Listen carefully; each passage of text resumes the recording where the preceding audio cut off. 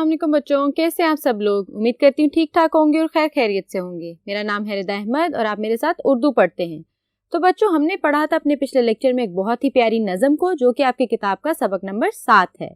तो बच्चों, आज हम मुकम्मल करेंगे उस नज़म को और चलें आगाज करते हैं अपनी नज़म का। तो बच्चों, हम बात कर रहे थे आपकी नज़म की, जिसका उन्वान क्या था, आपको याद है? देखो नाच रहा है मोर।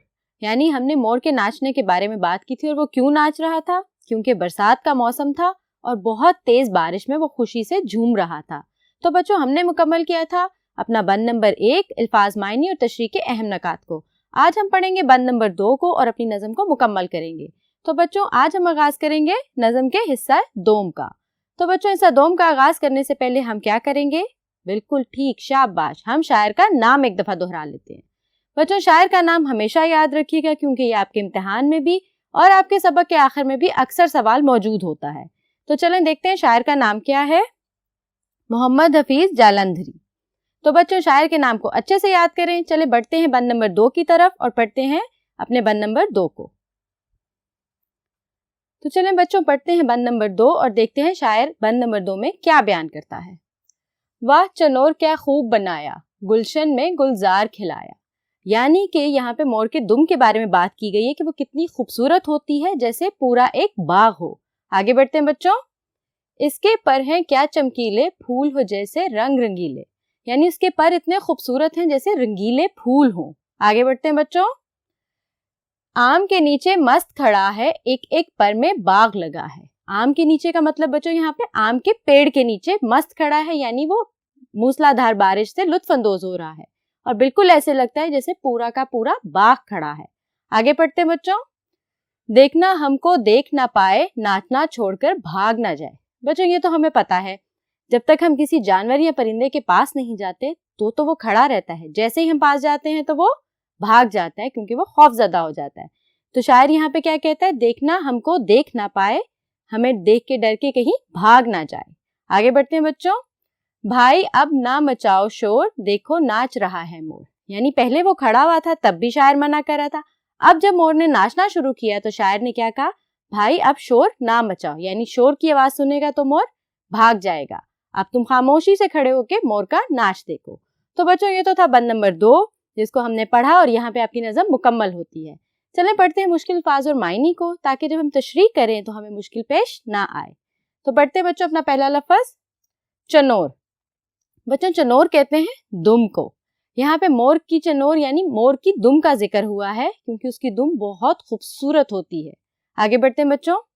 गुलशन। बच्चों, गुलशन किसे कहते हैं? बाग को। बाग में बहुत सारे दरख्त होते हैं, बाग में बहुत सारे फूल होते हैं जो बहुत रंगीन होते हैं और बहुत खूबसूरत होते हैं। आगे बढ़ते हैं। गुलजार। बच्चों, गुल तो कहते हैं फूल को, गुलजार किसे कहते हैं? तो चले मायनी देखते हैं। चमन, गुलशन।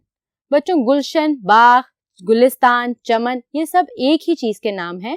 और वो क्या है? बाग, यानी जहाँ पे बहुत सारे फूल खिलते हो और हर तरफ रंगीन फूल और सब्जा हो। आगे बढ़ते हैं। चमकीले। बच्चों, चमकीले का मतलब होता है चमकते हुए। तो मोर कैसा परिंदा है? चमकीला, उसके पर चमकते हुए हैं। आगे बढ़ते हैं। रंगीले। बच्चों, रंगीले का मतलब होता है जिसमें बहुत सारे रंगों वाला, यानी जिसमें बहुत सारे रंग हो। मोर के परों में कितने रंग होते हैं? बेतहाशा, बहुत ज्यादा, और मोर के पर बहुत खूबसूरत होते हैं। आगे बढ़ते हैं बच्चों। मस्त। बच्चों, आम के पेड़ के नीचे मस्त खड़ा है, मतलब यानी मगन खड़ा है। और मस्त का मतलब होता है मगन, अपनी धुन में, यानी उसे किसी का कोई होश नहीं है, उसको नहीं पता मुझे कौन कौन देख रहा है। जैसे ही उसको पता चलेगा वो तो भाग जाएगा। तो इसीलिए शायर यहाँ पे क्या कहता है कि वो मस्त खड़ा है आम के पेड़ के नीचे, यानी उसे पता ही नहीं मुझे कौन कौन देख रहा है। तो बच्चों, ये तो थे मुश्किल अल्फाज और उनके मायनी। बढ़ते हैं तशरीह के अहम नकात की तरफ और उनको पढ़ते हैं। तो बच्चों, आप पढ़ेंगे बंद नंबर 2 के तशरीह के अहम नकात को। तो चलें आगाज करते हैं। मोर की दुम की खूबसूरती।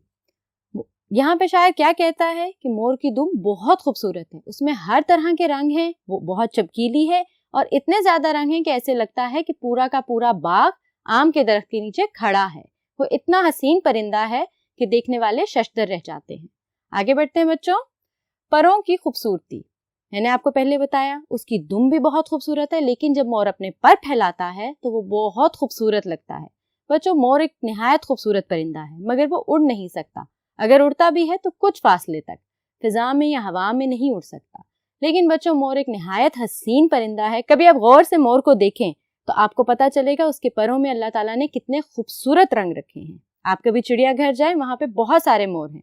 بچوں اگر مور سفید رنگ کا بھی ہونا تو بھی بہت خوبصورت ہوتا ہے۔ چلیں آگے پڑھتے ہیں۔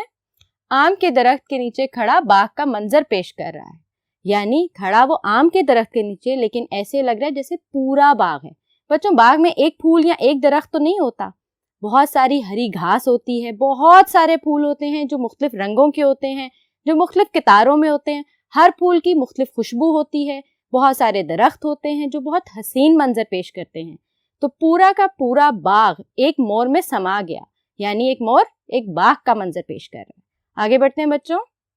ہمیں دیکھ نہ لے اور بھاگ نہ جائے۔ یہاں پہ شاعر کیا کہتا ہے اپنے باقی ساتھیوں کو مخاطب کرتے ہوئے کہ کہیں وہ ہمیں دیکھ نہ لے اور بھاگ نہ جائے، تو اس کو خاموشی سے دیکھو۔ ٹھیک ہو گیا؟ آگے بڑھتے ہیں بچوں۔ شور نہ مچاؤ اور دیکھو ناچ رہا ہے مور، یعنی جیسے ہی آپ شور کریں گے کوئی بھی پرندہ یا جانور ڈر کے بھاگ جاتا ہے۔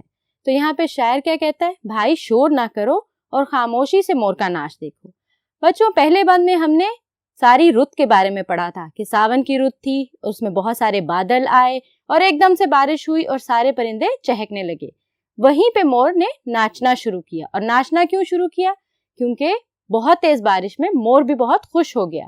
تو بچوں آپ کا پہلا بند ساون کی بارش کے بارے میں ہے اور دوسرا بند مور کی خوبصورتی کے بارے میں۔ تو بچوں یہاں پہ مکمل ہوتی ہے ہماری نظم دیکھو ناچ رہا ہے مور۔ میں نے آپ کو پڑھائے دونوں بند، مشکل فاز کے معنی اور تشریح کے اہم نکات۔ بچوں مجھے دیں اجازت، حاضر ہوں گی حصہ مشق کے ساتھ، تب تک اپنا بہت سارا خیال رکھیے گا۔ اللہ حافظ۔